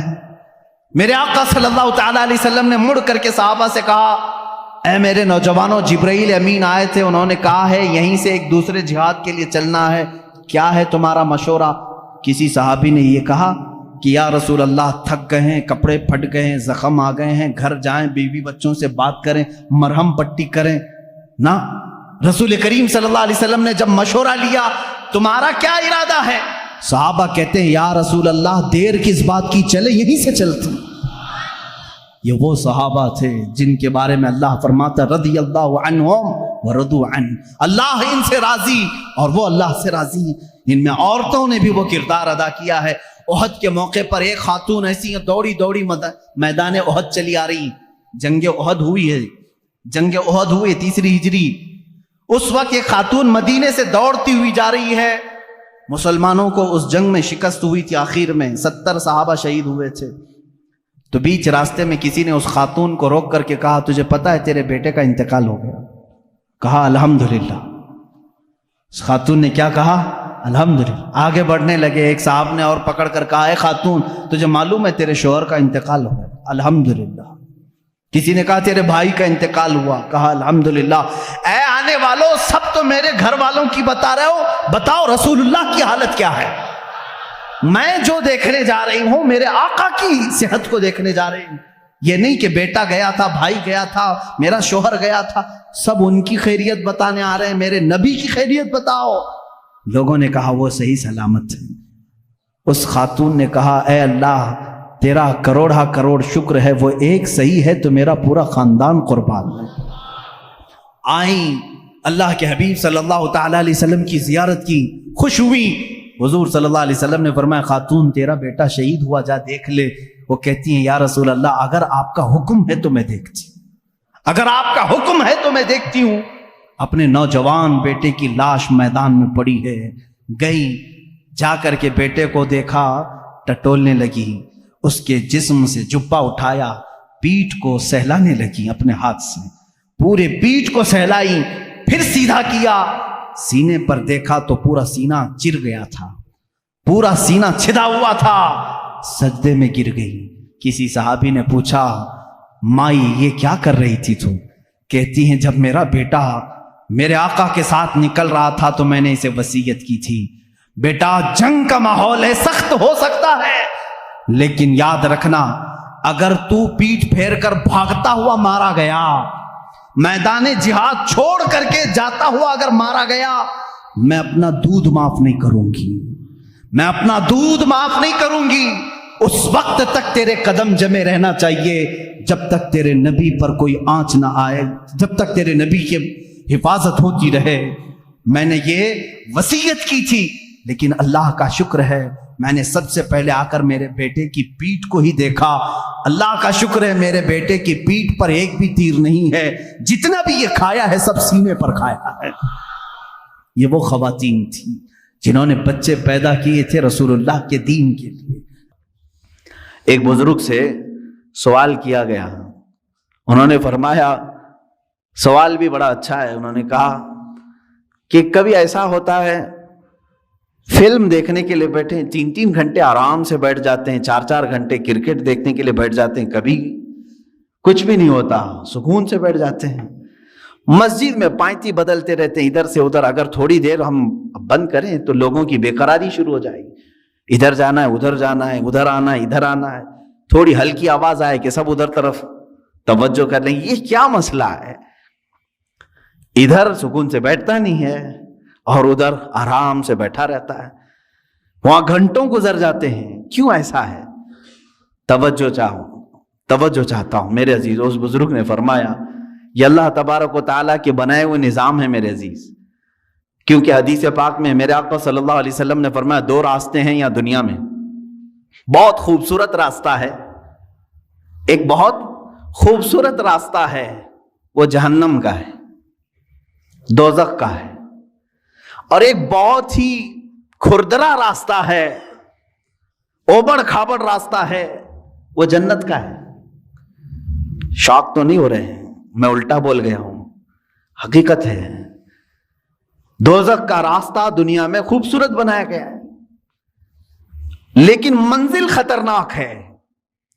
اور جنت کا راستہ کانٹوں بھرا ہے، اوبڑ کھابڑ ہے، لیکن منزل بہت خوبصورت ہے. یہ اللہ کے نبی صلی اللہ علیہ وسلم نے فرمایا. اس بزرگ نے اس کے سوال کا جواب دیا، میاں بات یہ ہے اگر تجھے کانٹوں پر بٹھایا جائے تو کتنی دیر تک تو بیٹھے گا؟ پالتی ادھر سے ادھر پائنتی بدلتا ہی رہے گا، ادھر چبا تو ادھر اٹھا، ادھر چبا تو ادھر اٹھا. یہ بے قراری کانٹوں پر بیٹھنے کی وجہ سے ہے. اور جہنم کے راستے پر جو بیٹھا ہے 4 گھنٹے 5 گھنٹے وہ سکون سے ہی بیٹھے گا، اس لیے کہ دنیا میں اس کے لیے سکون، بظاہر سکون نظر آئے گا. تو باغیچے میں بیٹھا ہے جیسے جس طرح سے، تو دوزخ کے راستے پر دنیا میں جو بیٹھا ہوا ہے وہ اپنے پورے گھنٹے خرچ کرے گا، اسے وہاں اطمینان کی طرح لگے گا. جنت کا راستہ اگرچہ کانٹوں بھرا ہے لیکن منزل بہت خوبصورت ہے. میرے عزیزو اس بات کو سمجھ کر کے چلو. آج تھوڑا بہت سٹرگل کرنا ہوگا تب تمہیں قلب کا سکون ملے گا. اور اگر آپ گناہوں میں اپنے دل کی لذت اور سکون چاہتے ہیں تو یہ کیسا سکون ملے گا جانتے ہیں آپ؟ کھجلی والا سکون. کھجلی والا سکون، گناہوں کی لذت سے جو سکون ملتا ہے وہ کھجلی والا سکون. میں اکثر کہا کرتا ہوں کھجانے کے وقت اچھا لگتا ہے، جب کھجلی ہو تو دل کرتا ہے، من کرتا ہے کہ کھجاؤں، اس کو کھجاؤ. لیکن جب چھوڑ دیتے ہو اس کے بعد جلن شروع ہوتی ہے، زخم شروع ہو جاتے ہیں. تو یہ کھجلی والا سکون کب؟ جب تک کھجاتے رہتے ہیں تبھی تک. اور چھوڑ دیا تو جلن بھی ہے، داغ بھی ہے، زخم بھی ہے. گناہوں کی لذت سے ملنے والے سکون کی وہی علامت، وہی کیفیت ہے میرے عزیزو. جب تم گناہ کر رہے ہو اس وقت تمہارے نفس کو اچھا لگ رہا ہوگا، لیکن جب عمر ڈھل جائے گی ان گناہوں کے دھبے تمہیں پریشان کریں گے، یہ زخم رہ جائیں گے. یہاں تک کہ جنت میں کچھ لوگ آئیں گے، جنت میں آ بھی جائیں گے، لیکن ان کی پیشانیوں پر دوزخ میں جلے ہوئے داغ موجود ہوں گے. ان کو دوسرے جنتی دیکھ کر کے کہہ رہے ہوں گے فلاں فلاں گناہوں کی وجہ سے اسے داغا گیا ہے، ابھی تک داغ نہیں جا رہے. کتنے 100 سال کے بعد وہ آیا ہوگا جنت میں لیکن داغ نہیں جا رہے ہیں. کھجائے ہوئے داغ جلدی جاتے نہیں ہیں. ہمیں بچپن میں نہیں بلکہ جب نئی جوانی شروع ہوتی ہے تو ایک بیماری آتی ہے اکثر نوجوانوں کو، پمپلز کی. خاص طور پر حکماں جو ہیں علاج اس کا سب سے بہترین علاج یہی بتاتے ہیں کہ اس کو ہاتھ نہ لگاؤ، بس اسے ناخن نہ لگاؤ، اس کو پھوڑو مت، اس لیے کہ وہ دھبا پیدا کر دیتا ہے. تمہیں بے قراری ہو رہی ہے اور جب تک اس کو نہ نکالوں، حالانکہ وہ بہت خراب تو نہیں لگتا لیکن تمہیں خراب لگنے لگتا ہے. یہ سائیکالوجی ہے.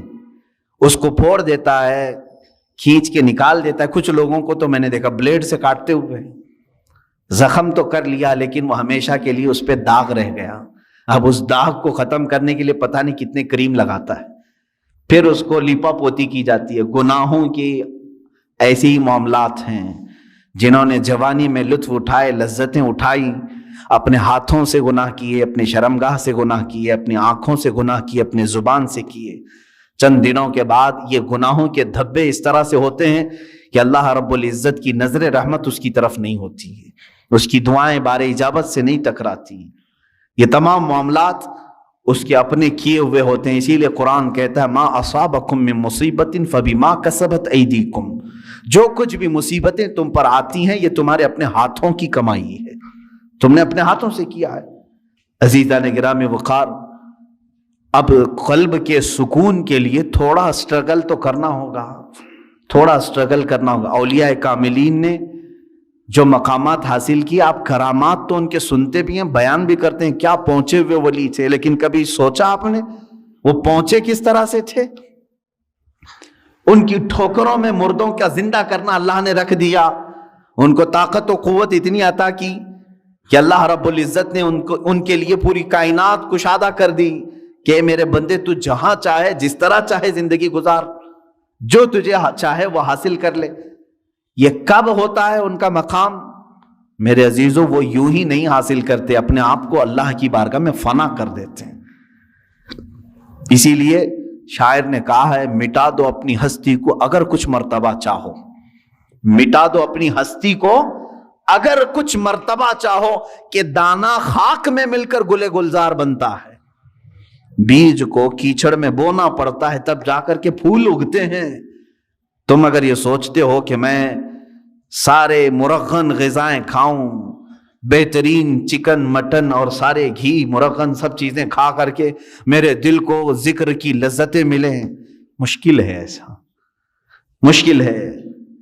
یہ راستہ تھوڑا سا کٹھن ہے۔ میں تصوف کے راستے پر آپ کو کہہ رہا ہوں، کچھ چیزوں کو روکنا ہوگا، صبر کے راستے پر آنا پڑے گا۔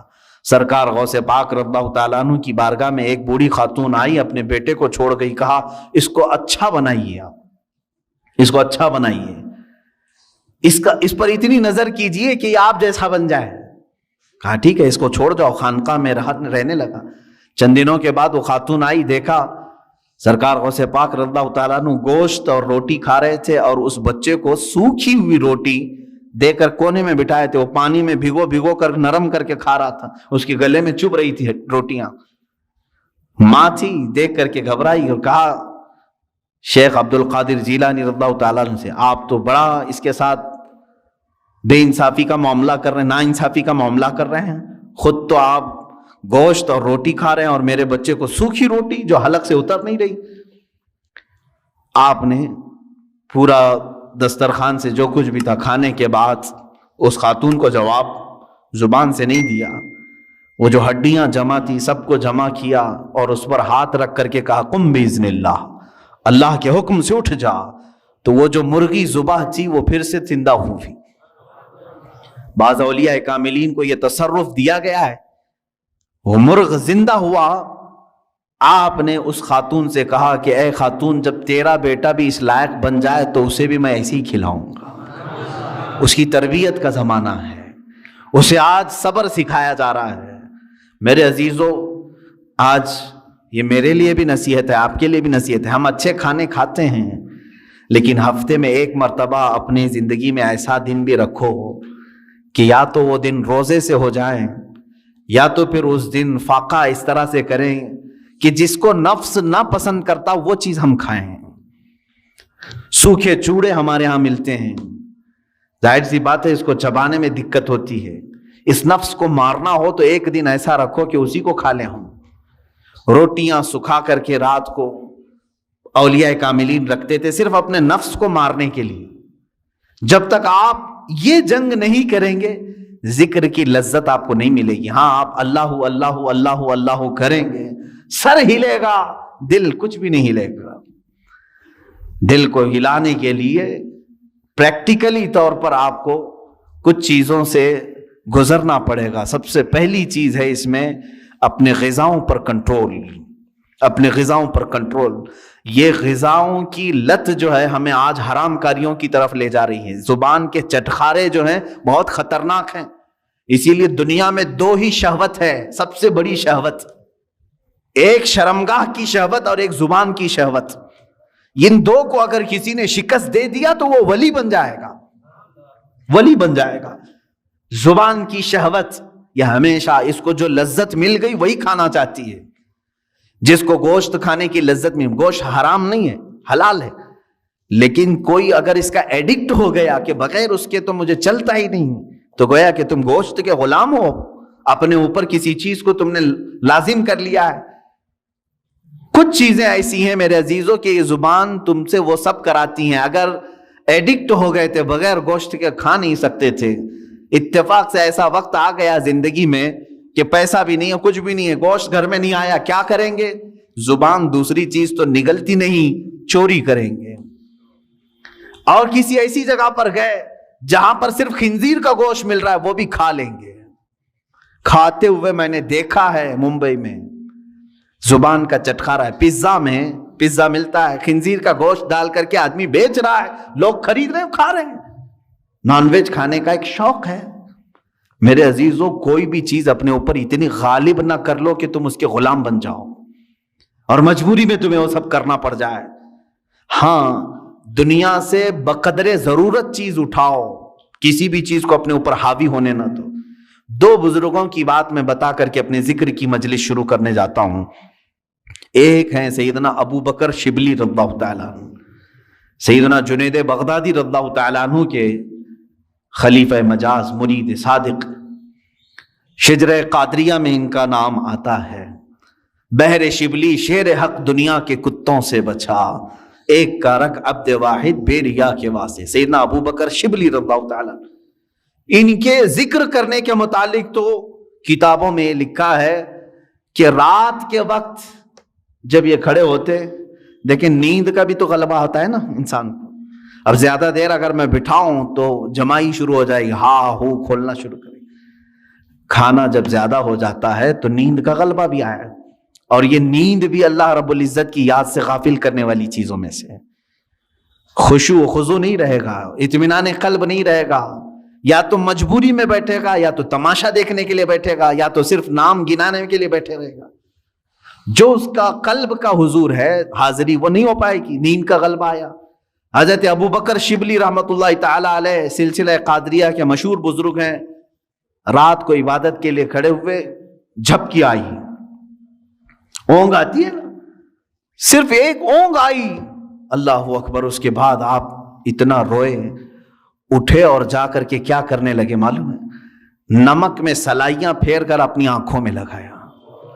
نمک کا سرما لگاتے تھے, صبح تک ان کی آنکھوں سے خون بہتا تھا. لوگ دیکھتے, ان کے مریدین کہتے, روزانہ پھر آپ نے یہی کرنا شروع کیا. کہا میں ان آنکھوں کو کیوں نہ سزا دوں جو مجھے میرے رب کے حضور حاضر ہونے سے روکتی ہیں. میں ان آنکھوں کو کیوں نہ سزا دوں, یہ غافل کرتی ہیں مجھے میرے رب کے حضور حاضر ہونے سے. یہ اسٹرگل ہے. اولیاء کاملین یوں ہی یہ مقامات نہیں حاصل کیے, انہوں نے اپنے آپ کو فنا کر دیا یاد الہی میں. حضرت شاہ مینا رحمت اللہ تعالی علیہ لکھنؤ کے بڑے بزرگ ہیں. شاہ مینا کے نام سنے ہوں گے آپ. یہ لکھنؤ میں آج بھی ان کا مزار مرجع خلائق ہے. ان کی سیرت میں نے پڑھا, رات کو یہ عبادت کے لیے کھڑے ہوتے اگر ذکر کے لیے تو یوں نہیں, نرم قالین ہے, اے سی لگی ہوئی ہے, پنکھے چل رہے ہیں, ماربل کی دیواریں ہیں, ہم آرام سے بیٹھ کر کے اللہ کا ذکر کریں, آرام سے بیٹھ کر کے ہم تقریریں سنیں. نہیں, حضرت شاہ مینا رحمت اللہ تعالی علیہ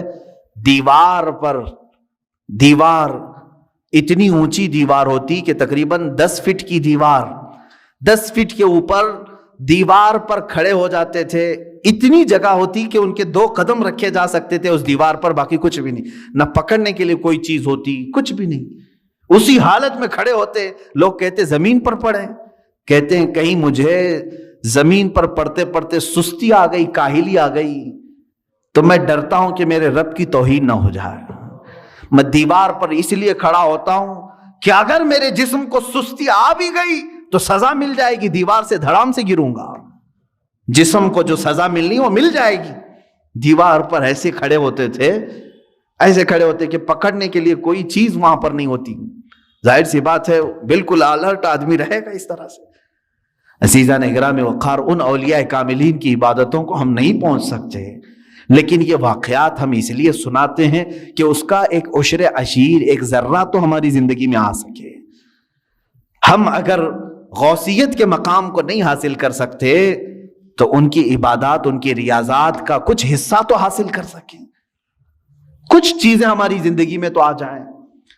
آج ہم برسوں سے ذکر کی مجلسوں کو چھوڑے بیٹھے ہوئے ہیں, نہ ہمیں کوئی کرانے والا ہے نہ ہم کرنے جا رہے ہیں. کبھی آپ نے دیکھا ہمارے گھروں میں ساری چیزیں بالکل جیسی چلتی تھی ویسی چل رہی ہیں, کھانا اپنے وقت پر چلتا ہے, اور کچھ لوگوں کے ہاں بالکل فکس ہے, چل رہا ہے, سیریل اس وقت چلنا ہے, فلم اس وقت چلنا ہے, وہ ریگولر چل رہا ہے. ناغہ اس میں نہیں ہوتا ہے. چلیں کچھ اچھے گھر ہیں وہاں تقریریں چل رہی ہیں, نعتیں چل رہی ہیں, ٹھیک ہے, یہ سب چل رہے ہیں. کبھی آپ نے اپنے ضمیر سے پوچھا اللہ کا ذکر کہاں گیا میری زندگی سے؟ اللہ کا ذکر کہاں گیا؟ کیا میں اپنے گھر والوں کو لے کر کبھی بارگاہ رب العزت میں ذکر کے لیے مشغول ہوتا ہوں؟ نہیں ہے. سالوں سال کی فہرست نکال کر کے دیکھیں تو کوئی مجلس ذکر نہیں ملتی, کوئی محفل ذکر نہیں ملتی. آج تو حال یہ ہے کہ دنیا یہ چاہتی بھی ہے کہ تم اللہ سے اتنے دور ہو جاؤ کہ تمہیں احساس بھی نہ ہو کہ خدا ہے. معاذ اللہ رب العالمین. مجھے آج ہی اس بات کا احساس بھی ہو رہا تھا. ممبئی میں آج ممبئی کے ہمارے بچے آئے ہوئے ہیں, 6 مہینے کے بعد آج انہوں نے جمعہ کی نماز پڑھی. اس طرح سے مجمع میں آج بھی مسجدیں بند ہیں وہاں پر. افسوس ہوتا ہے مجھے, دلی افسوس ہے. جس مسجد کا میں خطیب ہوں, امام ہوں, اس مسجد کو بھی آج تالا لگا ہوا ہے. 4 یا 5 لوگ نماز کے لیے حاضر ہوتے ہیں. میں یہ بات کیوں کہہ رہا ہوں معلوم ہے؟ باقی سارے لوگ جو وہاں پر ہیں اتنا عرصہ بغیر رب ذوالجلال کی بارگاہ میں گئے گزارا نہ, تو اب دل سخت ہو گئے, اب دلوں میں کالک پڑ گئی, مہریں لگنے کا وقت آ گیا. مسجد کے پاس سے گزر جاتے ہوں گے, اندر جانے کا خیال بھی نہیں آتا ہوگا. ہاں میں سب کی بات نہیں کر رہا ہوں, کچھ کو تو دل دکھتا بھی ہوگا, اندر جائیں کیسے, میرے مولا کے حضور اپنی پیشانیاں کیسے ٹیکیں. عزیزان گرام وقار, سیدنا ابراہیم بن ادھم رضی اللہ تعالیٰ عنہ فرماتے ہیں مجھ سے دنیا پوری چھین لی جائے میں کسی پر واویلا نہ کروں گا, لیکن اگر میرے لیے اللہ کی کسی مسجد کا دروازہ بند ہو گیا تو میری موت ہے. فرماتے میری موت ہے. حضرت ذوالنون مصری رضی اللہ تعالیٰ عنہ, یہ وہ بزرگ ہیں جنہوں نے 40 سال مسجد میں اعتکاف کیا لیکن ٹیک تک نہیں لگائی دیوار کو, مسجد کی دیوار کو سہارا تک نہیں لیا. وہ مسجدوں میں ان کا دل لگا ہوا ہوتا تھا. حدیث آپ پڑھ کر کے دیکھیں, اللہ کے حبیب صلی اللہ علیہ وسلم فرماتے 7 لوگ ایسے ہیں جن کو قیامت کے دن بھی اللہ اپنے عرش کا سایہ عطا کرے گا, جب کسی پر کوئی سایہ نہیں ہوگا. سورج سوا نیزے کے فاصلے پر کھلا رہے گا, لیکن 7 قسم کے لوگ ایسے ہوں گے جن کو اللہ قیامت کے دن محشر کے میدان بھی سایہ عطا کرے گا, عرش کا سایہ ملے گا, وہ چھاؤں میں کھڑے ہوں گے. وہ کون ہے؟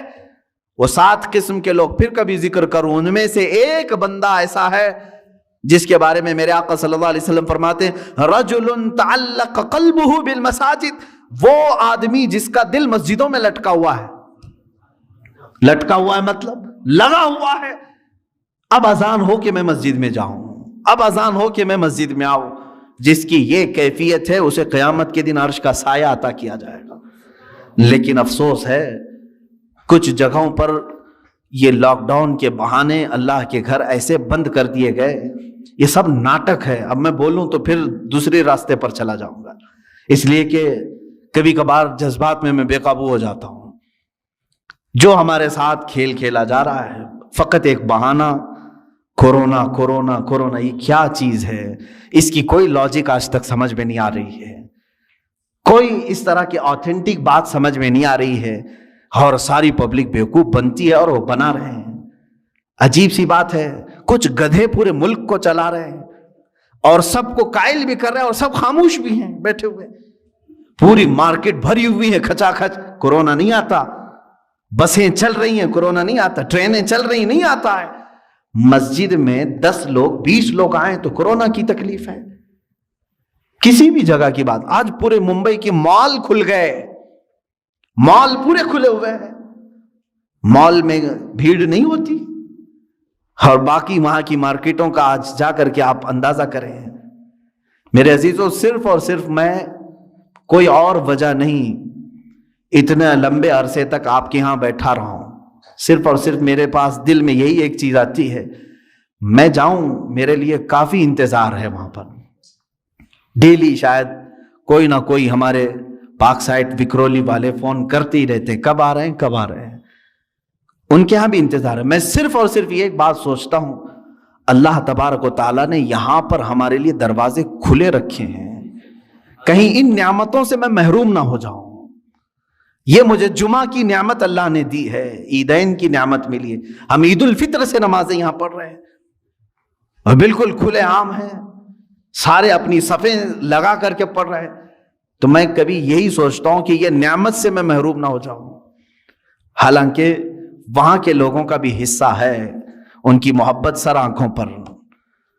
میں یقیناً آج بحیثیت خطیب و امام ممبئی کا تعلق ہے، لیکن صرف یہی ایک بات، مسجدیں بند کر کے لوگوں کے دلوں میں آج ایسی کیفیت آ گئی کہ جمعہ کے جانے کا اب احساس بھی نہیں رہا. چند دنوں کے بعد یہی لوگ کہیں گے، کئی کام کاج پر ہیں، جمعہ ہو رہی، ارے چھوڑو اب زور پڑھ لیں گے. اتنے دنوں تک تو زور پڑھتے ہی تھے نا. جمعہ کی اہمیت دلوں سے ختم کر دی گئی. پہلے تو زندگی میں ایک جمعہ چھوٹنے پر ہم سب میں سے، بلکہ ہماری بات تو چھوڑیں، عام بندہ جو کوئی اور نماز نہیں پڑھتا ہوگا لیکن وہ جمعہ چھوڑنے کو بہت بڑا گناہ سمجھتا تھا. جو کبھی نماز کو نہیں آتا، جمعہ کے دن اس کے گھر میں جا کر کے دیکھو، نہا رہا ہے، خوشبو لگا رہا ہے، سرمے لگا رہا ہے، مسجد کے آنے کے اہتمامات کر رہا ہے. دوسری کوئی نماز نہ پڑھتا ہو، جمعہ کا اہم رتبہ ہمارے دماغ میں موجود تھا، اس کو ختم کر دیا گیا. اسی طرح سے ہمارے دلوں سے یہ تمام چیزیں غائب کرنے کے لیے پوری دنیا ایڑی چوٹی کا زور لگا چکی ہے کہ ایک وقت ایسا نہ آ جائے کہ تمہارے دلوں میں یہ بھی خیال ہونے لگے اللہ ہے بھی کہ نہیں ہے. معاذ اللہ رب العالمین. کیونکہ جب بندہ اس سے تعلق نہیں رکھے گا تو شیطان کا غلبہ اس کے اوپر ہو جائے گا. شیطان کا غلبہ اس کے اوپر ہو جائے گا اور وہ دماغ میں یہی چیزیں ڈالے گا، کہاں ہے کوئی خدا، کہاں ہے کوئی معبود جس کی عبادت کرنی ہے، سب تو نارمل ہے، ساری دنیا جی رہی ہے. معاذ اللہ رب العالمین. اللہ تعالیٰ ایسی نحوستوں سے ہمیں محفوظ رکھے. اے رب ذوالجلال، زندگی میں کبھی وہ وقت آنے نہ پائے جس وقت ہم تجھ سے غافل ہو جائیں. مولا ہم سب کو ہمیشہ تیرے ذکر میں اور تیری یاد میں مشغول رکھ. کہ جتنی دیر تم اللہ کے کلام پڑھنے میں مصروف رہو گے. اور حدیث پاک یہ بھی ہے کہ اگر کوئی یہ پوچھتا ہے کہ کیا ہم قرآن ہی پڑھتے رہیں، کیا ہم صرف درود ہی پڑھتے رہیں، اور بھی تو کام ہے، دعا وغیرہ کرنا ہے کسی کے لیے، فرمایا کہ جو بندہ تلاوت قرآن میں مصروف رہا، دعا کرنے کا وقت نہیں ملا، تو پوری کائنات میں جو دعا کی جا رہی اللہ اسے وہ بھی عطا کرے گا. اسے دعا کرنے کا وقت نہیں ملا تو اللہ تعالیٰ اس کو وہ سب عطا کرے گا جو اس کے قلب میں ہے، اس کے دل میں ہے، مانگنا چاہتا تھا. کیوں نہیں مانگ سکا؟ کہ وقت نہیں ملا اسے، تلاوت کلام میں تھا. اسی طرح حدیث مبارکہ کی بھی متعلق بزرگوں نے فرمایا جو کثرت سے درود پڑھتا رہا تو الگ سے کوئی اور دعا کرنے کی حاجت نہیں. اس کو بیماریوں کے لیے، اپنے قرض سے نجات کے لیے، کسی کی پریشانی کے لیے دعا کرنا ضروری ہے. لیکن اگر دعا کرنے کا وقت نہیں ملا، کثرت سے میرے آقا کی بارگاہ میں درود پڑھنے میں مصروف رہا تو وہ درود ہی اس کی ساری دعاؤں کے لیے کافی ہو جائے گا. میرے عزیزو، اپنی زبان کو بزی رکھنے کا یہ سب سے بہترین طریقہ تھا. اور جب زبان قرآن کی تلاوت میں یا رسول کریم صلی اللہ علیہ وسلم پر درود پڑھتے ہوئے مصروف ہو جاتی ہے تو ایک تو اس کی لذتوں سے ہم نے اس کو بچا تو دیا، ان حرام کاریوں سے بچا تو دیا، جو اس کی شہوت تھی اس کو روک تو دیا، لیکن اس کا نتیجہ یہ بھی نکلتا ہے کہ اس زبان میں اللہ تعالیٰ کمال کی تاثیر عطا فرماتا ہے، اثر عطا کرتا ہے. جب تم کسی کو ایک جملہ کہو گے دوسروں کے 70 جملوں سے زیادہ بھاری لگتا ہے. یہ زبان کا اثر ہوتا ہے کہ کسی کے ہاں گھنٹوں کوئی چیز کہی جا رہی ہو وہ اثر نہیں کرتا، لیکن تاثیر والے کی زبان سے ایک جملہ نکلے وہ اثر کر جاتا ہے. آخری بات، سرکار سیدنا غوث اعظم عبد القادر جیلانی رضی اللہ تعالی جب بیان کرتے تھے تو 70,000 سے کم کا مجمع نہیں ہوتا تھا، اور مجمع ایسا کہ آپ کا بیان ختم ہونے سے پہلے کتنے تو بے ہوش ہو جاتے، کپڑے پاڑ لیتے، کئی مرتبہ تو جنازے اٹھائے جاتے. لوگوں کی روح نکل گئی. کس وجہ سے؟ رقت ایسی طاری ہوئی، خوف خدا ایسا طاری ہو گیا. غوث پاک کے بیان کا اثر تھا. ایک بار آپ نے اپنے بڑے صاحبزادے حضرت عبد الجبار سے کہا کہ آج تم بیان کرو، ہم بیٹھتے ہیں. وہ بیان کرتے رہے، کافی دیر تک اسی طرح سناٹا رہا. وہ اتر آئے، کہا کہ ابا جان وہ مجمع کے اندر دمخم نہیں دکھتا جب آپ بیان کرتے ہیں، آپ بیان فرمائیں. سلطان الاولیاء غوث اعظم عبد القادر جیلانی رضی اللہ تعالیٰ عنہ ممبر پر چڑھے اور چڑھتے ہی لوگوں سے خطاب کیا. بس آپ دیکھیں خطاب میں کیا کہا تھا. کہتے ہیں غوث پاک، اے لوگوں، آج میرے گھر میں ایک عجیب حادثہ ہوا. عبد الجبار کی ماں یعنی میری بیوی میرے لیے دہی جمع کر رکھی تھی ایک مٹی کی ہانڈی میں. گرمیوں کے دن تھے، میری بھی کھانے کی خواہش تھی. میں بھی تھکا ہارا گھر پہنچا تھا اور میری بیوی کئی دن سے اس دہی کو جمع کر رکھی تھی، لیکن ابھی قریب تھا کہ میں کھانے کے لیے بیٹھوں، ایک بلہ آیا گھر میں اور پنجہ مار دیا، اور اس ہانڈی کو ایسا پنجہ مارا کہ ہانڈی پھوٹ گئی اور دہی پورا بہہ گیا، اور وہ بلہ اس پہ چاٹ کر کے چلا گیا. نہ میں کھا سکا نہ میری بیوی کھا سکی. اتنا کہنا تھا غوث پاک کا، لوگ دھاڑے مار کر رونے لگ گئے اور آہوازاری کرنے لگ گئے، بہت رونے لگ گئے. کیا تھا اس میں؟ کیا غوث پاک نے اپنے گھر کا قصہ بیان کیا، اس میں رونے کی بات کیا تھی؟ ارے دہی گر گیا، مٹکا پھوٹ گیا، اس میں کیا رونے کی بات تھی؟ میرے عزیزو، وہ اہل دل لوگ تھے، اور غوث پاک کی زبان سے نکلنے والے جملے یہ گھر کے قصے نہیں سنائے جا رہے تھے، بلکہ غوث پاک ان کو اشارے میں یہ بتا رہے تھے کہ انسان کی زندگی ایسی ہوتی ہے، مال جمع کرتا ہے جمع کرتا ہے جمع کرتا ہے، جب کھانے کا وقت آتا ہے تو ملک الموت روح نکال لیتا ہے. ملک الموت اس کی روح نکال لیتا ہے، اور کھانا ویسے اس کا جمع کیا ہوا سب پڑا رہ جاتا ہے، جیسے میرے گھر میں میرا دہی پڑا رہ گیا، ہم کھا نہ سکے. یہ غوث پاک آخرت کی بات یاد دلا رہے تھے اور لوگ دھاڑے مار کر رو رہے تھے.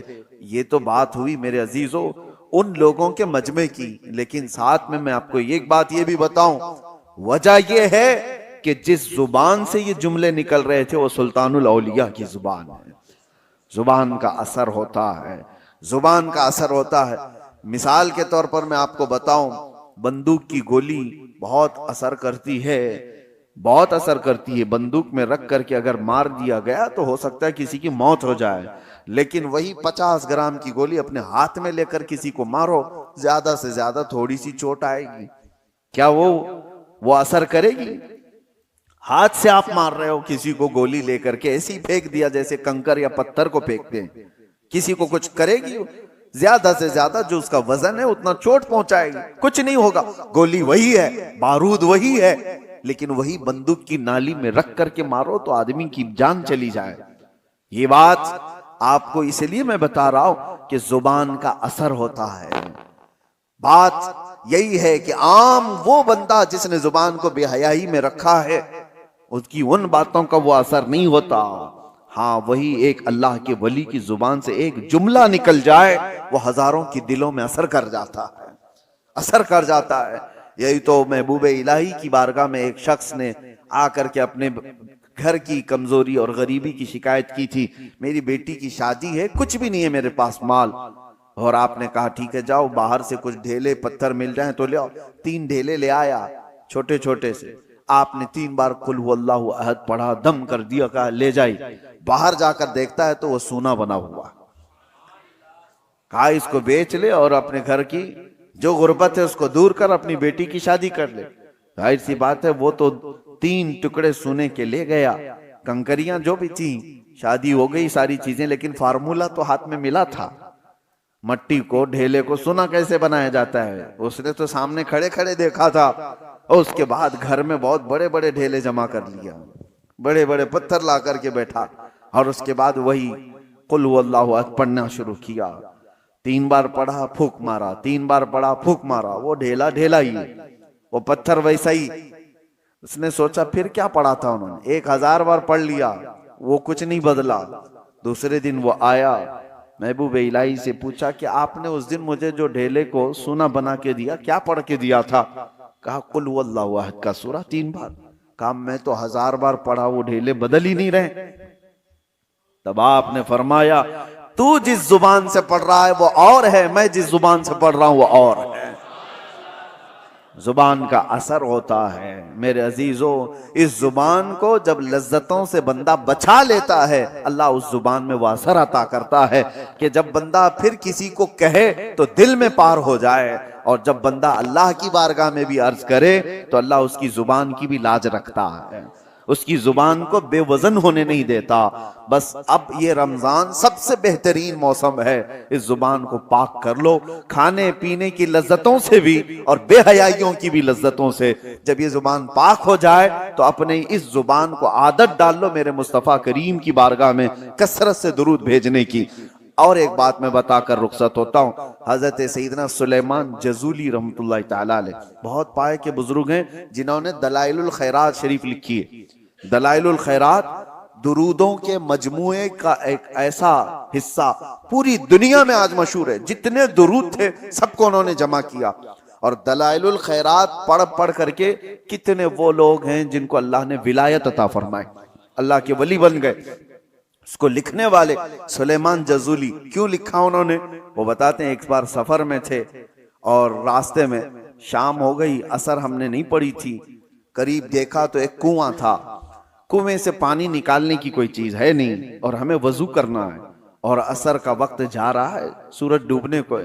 دیکھا ایک چھوٹی سی بچی قریب میں آ رہی تھی تو انہوں نے سوچا گھر وغیرہ ہوگا اس کا. جلدی سے اس بچی کو بلایا, 10-11 سال کی بچی.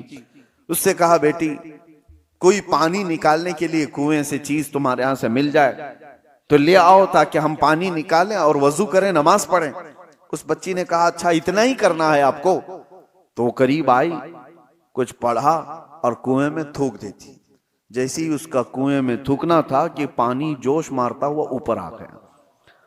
کنویں کا پانی اوپر آیا. سلیمان جزولی کہتے ہیں ہم نے وضو کر لیا, دیکھا کہ اس لڑکی کی کرامت, اور اس سے ہم نے کہا اللہ کی قسم دیتا ہوں بیٹی رک جانا, نماز پڑھ لینے دے, ہماری عصر قضا نہ ہو جائے.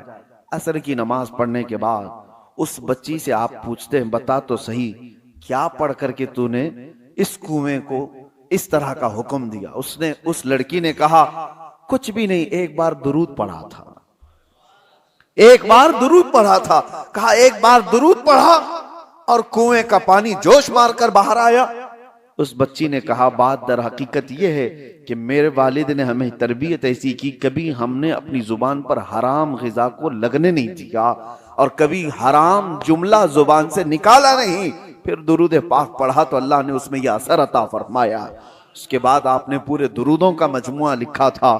اسی لیے میرے عزیزو زبان کو بچاؤ, اس کی ہلاکتیں بہت بڑی ہیں. جب یہ ہلاک کرتی ہے آدمی کو تو کافر بنا کر چھوڑتی ہے. یہی زبان کے جملے ہیں جو انسان کو اسلام سے خارج کر دیتے ہیں, ایمان سے. یہ گانے گاتے تھے نوجوان, ان کو لگتا ہے انٹرٹینمنٹ ہے, اس میں کتنے ایسے اشعار ہیں پڑھتے ہی آدمی کافر ہو جاتا ہے. خدا کے خلاف گانوں کے ذریعے سے تمہاری زبان پر لگا دیے گئے کہ بندہ وہ گنگنا رہا ہے اور کافر ہو گیا. کون کافر بنایا؟ تمہاری زبان. قیامت کے دن یہ جہنم میں لے کر کے اگر گئی تو پھر آپ پچھتانے کے علاوہ کچھ نہیں ہوگا. اللہ تبارک و تعالی زبان کی ہلاکتوں سے ہماری حفاظت فرمائے.